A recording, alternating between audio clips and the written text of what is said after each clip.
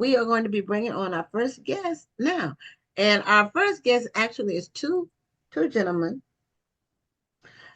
Calvin Hollins and John Bitoy. I think I'm spelling the name, pronouncing the name correctly. And they have a memoir called The Life We Built, a love story. And they are from Chicago originally. They are producers of shows, and they're working on another movie adaptation. So when they come on the screen, we'll be able to talk to them. But also, there's a couple of people signed in that I think are probably people who are supporters of our first two guests, and they shouldn't be logged on to Zoom. We send the guests a notification that their friends should be watching it live on Facebook, not logged into the Zoom. So I'm going to, I think one of them logged off, and the other one, I'm just going to leave there, but I won't be admitting the other person. So if you all could unmute your mic so we'll be able to hear you. And while you all are unmuting your mic, I just want to have a conversation about how smooth you two look. I mean, the suits, the hats, y'all were not playing with us tonight. So I'm happy and I love it. You How you all doing tonight? It's an unusual setting with the way you all are dressed and the backdrop and all that. I like it. It's different. So welcome to Black Authors Matter TV. Thank you. We're glad to be here. Okay, and the sound is good too. We can hear you loud and clear. Yeah. But we can't hear you too loud. We kind of old now. We're trying to turn up the volume a little bit. Well, I have on a microphone, so I hope you can hear me. And then Gwen is talking into her microphone. My mic, so you might need to turn your volume up. That may be something you need to do if you can't hear us that well. Oh, just bring it close, so that's good. Can you hear us okay? Yeah, we can work. We can work now. Okay, all right. Now, which one of you is Calvin? Hello.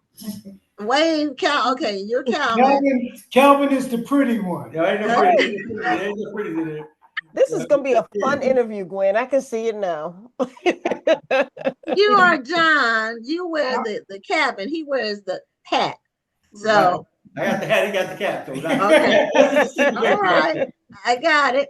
So, give us a little background on who Calvin and John are and what you all have been doing. I know you have your bio and you say you're entrepreneurs and you're philanthropists, and you try to work with young Black men especially to provide them with more life options. You just say young Black men.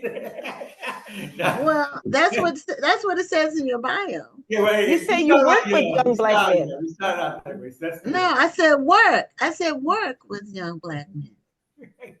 Yeah. Well, so anyway, tell us a little bit about what you all do. Well, we've been friends for like 40 some odd years. Wonderful. And, we were just, like I said, John and I were just having a conversation one day about our past. And Crystal, our writer, happened to hear our conversation. She said, "You guys need to put this in a book," And we kind of looked at each other and said, "Okay." And we got started on the project. And as the project unfolded, a lot of heartbeats came out of it, and a lot of love came out of the book, and that's how we wrote the book. We wrote the book out of love. There's no anger in the book at all. It's fun, love, and companionship. What's unique about the book is you find very few Black men who were as close as we were. And to my dismay, I have no brothers. And T became my brother, and John became my brother. T had 6 brothers, John got 5 brothers. So I was kind of left in the mix. So when I found these guys, they immediately became my brothers. And we became closer than brothers. And for several years, we were inseparable. And things it was a roller coaster ride. It was just a roller coaster ride. And basically, it's basically about 3 Black guys that started off small, loved each other. Back then in the day, if Black guys loved each other, they thought we were gay or something like that. This is true love, and we develop a relationship, and we just been there forever. The people just couldn't fathom the fact that two black men could have a good friendship and not be gay. Well, back in them days, we talking back in the 70s and 80s, if guys showed love, black guys showed love, you're considered quote unquote gay. Okay. It didn't change now, but back then, and people in general, they don't think that blacks can love each other and kiss our black kids. men, black men, Black men, yeah. Hmm. Yeah, well, no, yeah, men are mostly expected to be tough, hard. And so that's where some of that comes from. But it's good to hear that you all have been able to maintain a lifelong friendship. And, I have some lifelong friends that I, you know, grew up with and I'm still friends. We don't see each other a lot, but, we always wish each other happy birthday. And, you just reflect back on those days when you were young and you didn't know what the future held, but you you were excited about life coming up and you didn't know exactly how it was going to unfold, and you had a lot of fun. We did anyway. We had a lot of fun. The premise of our relationship was more fun than we were three black men trying to do empire building. We wanted to build an empire, and that's why our thoughts were all along. Even Okay. small things initially in the beginning, from opening our first restaurant up and our car wash and our boxing ring and the things that we were doing, we're empire building and pushing T out front because at that time he was more visible than us. We were behind the scene kind of guys, but we were the brains behind of everything he did or everything he did, from his conception, the idea, the haircut, the gold chains, the name, all of that thing came through us. And like I said, when you saw one, you saw the other. I mean, it got so bad that our girlfriends were like, "Can we go any damn way without, without the three you got being together?" That kind of thing. And but it was like it was a roller coaster ride, and we really didn't have a plan. It was all planned in our head at the time because we were moving. We were like moving so fast. I mean, our restaurant was doing so well. We were making money like they thought we were selling dope instead of ribs. That's how. There must be some good ribs. So, we made enough money to about 50% of the bats the club we worked at because the owner had fell on hard times, so he reached out to us and we bought half of the club at the time. Now, for those who didn't hear, they grew up and worked with Mr. T. Yeah. I don't think that they heard that specifically because you were kind of saying it fast. So yeah, I was going to ask about that as well. How did that relationship come to be? By accident, total by accident. Everything was done spontaneously. I had started working. I was a police officer at the time, and the owner was looking forward to a changing the concept of his restaurant to a nightclub at night. And I had been there about a year or 2 years already, but I was going through guys I was hiring to help me at the door. They weren't working out, and finally, John's sister introduced me to her brother, which is John, and I found out he had some skills in martial arts and shit. I said, I can't take all these ass whooping by myself at this door. So I need somebody to help me. So John came along, and about a year or so later, T came to the club, couldn't pay to get in. We let him use the bathroom, and he stayed around for another hour. We realized we had lost track of him. So we went to the dance floor to throw him out the club, and he acted like he was scared of us. Now, right now, T is big. We were about $150 between John and I, about 150 pounds at the time. And John, T was close to 250. So he had like he was scared of us. Oh, I'll go. And he went back to the end of the door. We got an altercation with some guys. And he came to our assistance to help with the three guys we were arguing with. And we let him stick around the club. And he came down every freaking day after that. And we never knew where he lived. He still lives in Robert Teller home to the projects. But he worked down the street at the hospital as a security guard. Northwestern. At Northwestern Hospital. And after that, the camaraderie started to blend. At that time, I wasn't able to hire another guy, but what I was able to do was feed him. And T would eat 2 or 3 steaks because then that's a fine dining restaurant in the daytime and a nightclub at night. So when Ron Brisson, the owner, started looking at my checks every night for food, He said, I told him who it was. I said, because he had befriended T as well. He said, fuck feeding him, hire him. Like that's how I ended up hiring T. So it became the three of us working the door. And one day I was sitting there at the counter, and I came up with the idea of TCB, T-Row, Calvin, and Bitoy. And if you look at his arm, he has that burnt on his arm, TCB on his arm. Wow. Okay. And the three of us supposed to we were trying to find a way of putting ourselves together as brothers. So we all came with ideas of branding ourselves and tattoos. So we started on tattoos. So we get to the tattoo shop, and he was put on there TCB, Mr. T. I was going to get TCB, Mr. C, and Victoria was going to get TC, Mr. B. But T started crying when he started getting his tattoo on his arm. So John and I looked at each other. John said, let's get bracelets. So, but we had some, to be honest with you, it was a roller coaster ride for us. It was more fun. We had more fun in those 10 years that we were together than anything else. You know. So when he started doing television and films, did you all play a role in any of that as far as in the beginning when he did Rocky 3, we were the one that put the money up to get him out there, train him for Rocky 3. Wow. We did all that. But then once we kind of, just like anything else, Kelvin and I was always grounded. Money really wasn't that big of a deal. I mean, we needed money, but money wasn't the driving force. Wasn't driving force for us. We was always into having fun. And even Stallone wanted us to be in the movie Rocky 3, but we said this is T's show. We managed him and corrected him on certain things, and but we didn't want to take the shine away from him at the time. So we stayed in the background doing our thing as the business partners, and him being the star. And that was our intention in the beginning. We started out with the idea of writing a book, The World's Toughest Bodyguard. We started out, that was one of our first premises to write a book about it, which we started the book as well. And I was more the mechanic behind managing, and John was more the trainer because of his physical attributes. So he did all that work, and I did the behind the work on them. And that's why our book is called The Life That We Built and Love Story. Because we built I was just about to ask you about that platform, that stage, and things. Well, what I always say, beyond anything else, had we not brought Mr. T into our world, he would never be Mr. T. Because he would never have a platform to work from. He would the World's Bouncer Contest, the Bodyguard of Leon Spinks. All those things came through us. None of those things came through T. They all came through us. Like the gold chains. That's the gold chains is a big. Everybody think he bought all those gold chains.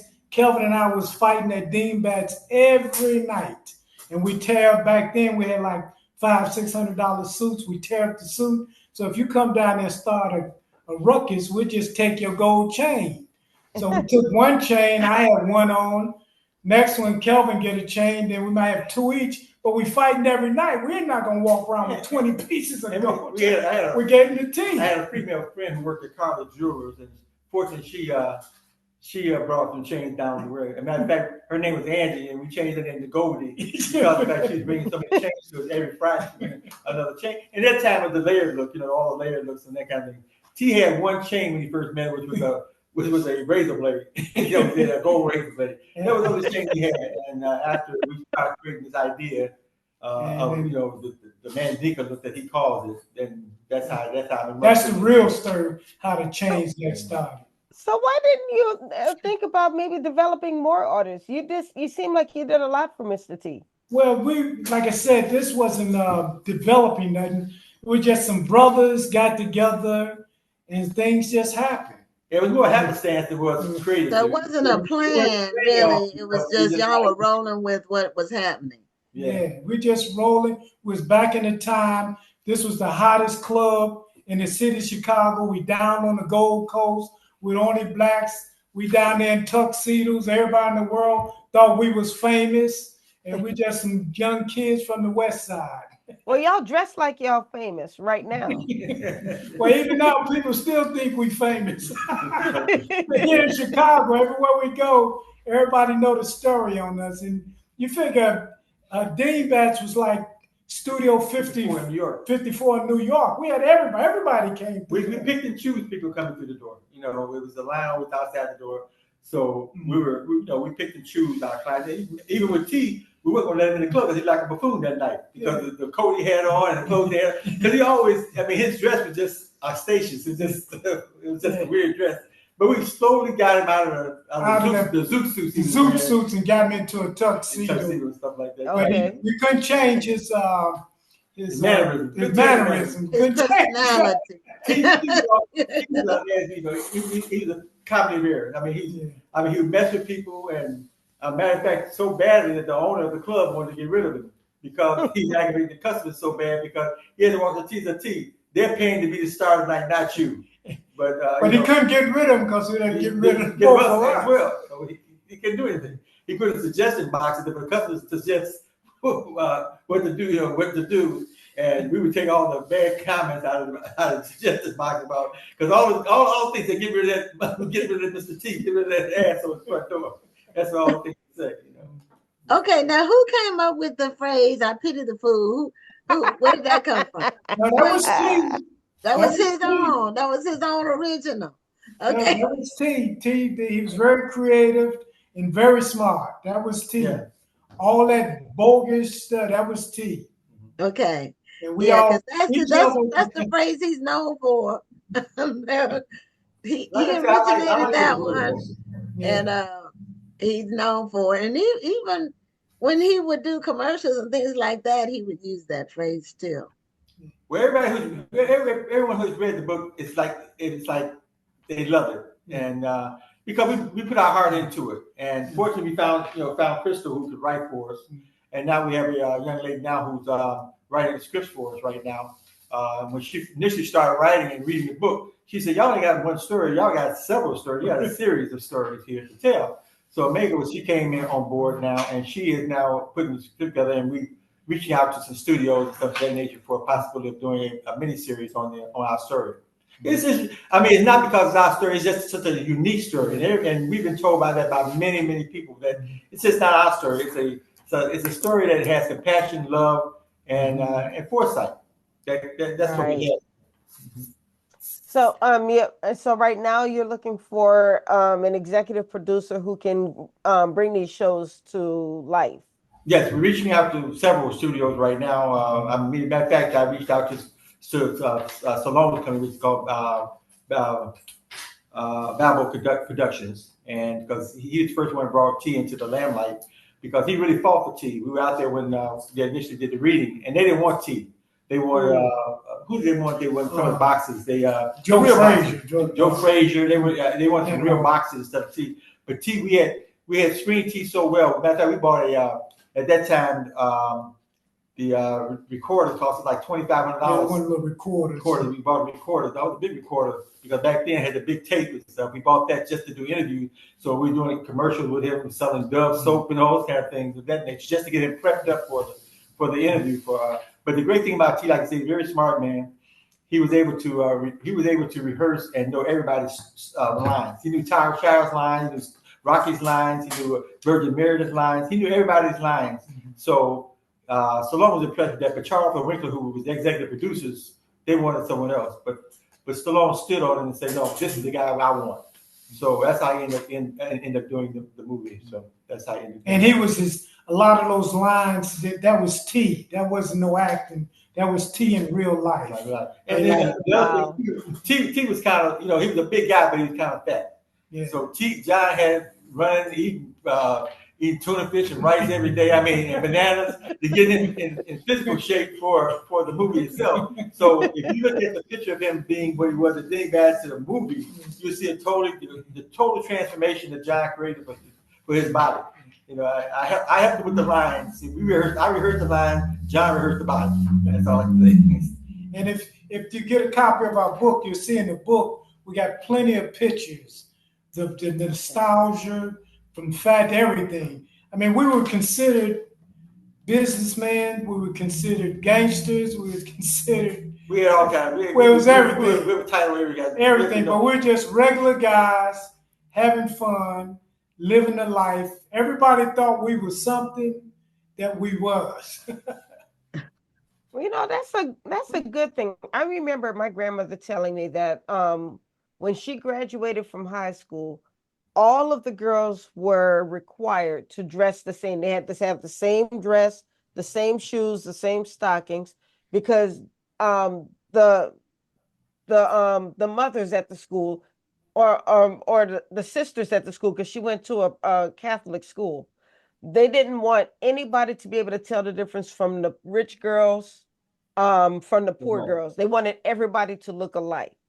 And I think that that was something that she instilled in myself and her children as well, that no matter how much money you think you have, or how much, or how special or not special you think you are, always put your best foot forward. Nobody should be able to tell how much you have or how much you don't have by looking at you. Always put your best foot forward. So that's what I think of when I think about what you just said. Well, I think that's one of the reasons that we were so successful at the door, because we treated everybody like, and like, except for T. T was, he was a clown, but John and I, we were very respectful, and that's why we wore a tuxedo, because we expected everyone to look, when they came to the club, to look like us, coming to the Right. club. And back then, as you know, back then people were dressing. I mean, they started dressing down later on in the club life, but back then everybody was, they were planning the whole week to go out to the club on Saturday night by, getting their hair done and nails done. They're dressing up, and like I said, we wore a tuxedo until your closing time, and we changed our regular street clothes at that time. Yeah, sometimes when you look at photographs from black men from like the 40s and 50s, that when they were out in public, they were always very well dressed. Absolutely. Right. Even if they only had one suit, you know, they always were looking good and, just looking prosperous. Well, I think one of the things that, when you dress up right, you get more respect. When you're Yeah. dressing down, like jeans hanging on your booty, all that kind of, you get less Hmm. respect. So if you dress in the proper way, people give you a little bit more respect, and that's what we try to This is do. true. That's why we wore tuxedos every night at the club, in order to emulate that kind of situation to everyone. And that's why Ron Brishman loves us so much, because we can handle a variety of people that's coming through the door: rich, poor, black, white, green. And we were very proud of the club, Right. and even the employees, all the employees were equally as proud of the club, because we had so many dimensions in the club. We had a jazz room, we had the food, we had the dance floor, we had a piano room called a pumpkin room, where it was jazz back there. So it was an enjoyable situation for anybody to come to the club. And like I said, most of the time it was no altercation. We had a few, because people started drinking spirits, which is alcohol. They get out of hand. But overall, it was always a pleasant time. We never had any real big incidents at the club. Every once in a while we have a skirmish, but more or less every night was a fun night. We were young, in our 20s and early 30s, and we were looking for the girls that night. We were looking for the money and the girls. That was our purpose. Okay, at least you're We didn't honest. have the health insurance, but we had plenty of girls, and that was it. So our health insurance was put to the side, but the girls were always there. So, All hilarious. Anyway, oh, it sounds like the club was really it was really a place to be in terms of nightlife in the city. Right. well, you two guys are too young to remember it, but at that time back then, it was, and excuse my French, it was the shit. Everybody wanted to participate. Everybody wanted to come to Dingbats. Because it was downtown. It was the first black club downtown Chicago on the Gold Coast. On the Gold So, Coast. so that was one of the things. You had plenty of clubs. You had Taste. You had other clubs around on the South Side. That was nice. But you want to go downtown. You want to dress up and go downtown. So, and that's what we had above everybody else. Okay, now you all are from Chicago. Have you all always lived in Chicago? Yeah, we've always been here. We Chicago. We're West Side guys. Off the West Side of Chicago. Still here, still roots. Lived here, did here. Only thing we did our business is we had a restaurant on 35th and Michigan, which is called TCB. Then we had one called Tasty Q up north on Broadway and Sheridan. Then we had one on 83rd and Stony called that was Tasty Q too. So we had 3 barbecue restaurants. And what happened, I think they would have been equally as impressive as the restaurants that's going on to this day. but we thought we were going to Hollywood. We transcend our lives to managing T and doing things for him to promote him. Because like I said, we were empire building. We thought about building Sears Tower. We weren't talking about those small stuff. We were talking about doing some crazy stuff. And we figured T would be the linchpin to guys that can, we were making money. I mean, $1,500 a week back then was a lot of money for each of us. So, in the 80s, 70s, $1,500 a week, make it every week. With no doubt, plus the money we make at thing that's in just our restaurants. But we were talking about building castles. We weren't talking about little small things. We had these visions of grandeur all our lives, and a lot of the stuff came, and I have to admit, a lot of stuff came through my head because I have been exposed to a lot, and I was bringing these guys along on this ride that I saw us doing. I mean, I had visions of grandeur. Yeah, Kelvin was a lot mature than us. He was a lot more experienced. I had just got out of college. I didn't know nothing about nothing. And I had been around the street for a long time, and I've been preaching for 10 years prior to that. So I've been around, and prior to that, I had been exposed to a lot of stuff. I went to Playboy magazine in college. I got exposed to that kind of life. And I wanted some of that shit. I said, I gotta have some of this, I wanted some of this, and that's what I was shooting toward. I mean, and that's why these guys, and we went to the Playboy Club up in Lake Geneva 2 or 3 times a month, just to hang out, just to get that feel that we wanted to have in that kind of environment, that kind of world that we wanted to present ourselves in. Well, unfortunately, we're coming to the end of the interview. It is. I thought we were gonna talk all night. Oh God! But let us share some things with you real quickly before our time is up. Okay? Yeah, we got a website, hollinsandbitoy.com. That's our website. I put it in the chat so people, so our viewers can click the link. Good, beautiful. Yeah, I don't know what else. They gave us this stuff. We can't remember. Who's going to remember all this? We're from the streets. Well, you can get the book on Amazon. Okay, sell the book, and they can get the book on your website as well. Yeah, and get the book on the website. And we're delivered to your house. Oh, you're going to personally deliver it? Okay, I'm ordering tonight. If you're going to personally deliver the book, I want to see this. So that's Calvin and John, this has been very entertaining, and we really appreciate this happened. We appreciate you sharing your lives with us and all about your dreams and goals and ambitions and your lives working with and befriending Mr. T. So it's been incredible, and we really appreciate you being on the show, and we wish you an amazing success with your book and all the other projects you have going forward. Fantastic. Thank you. Thank you. It was great talking with you. Appreciate you. Thank you. You have a great night. Okay.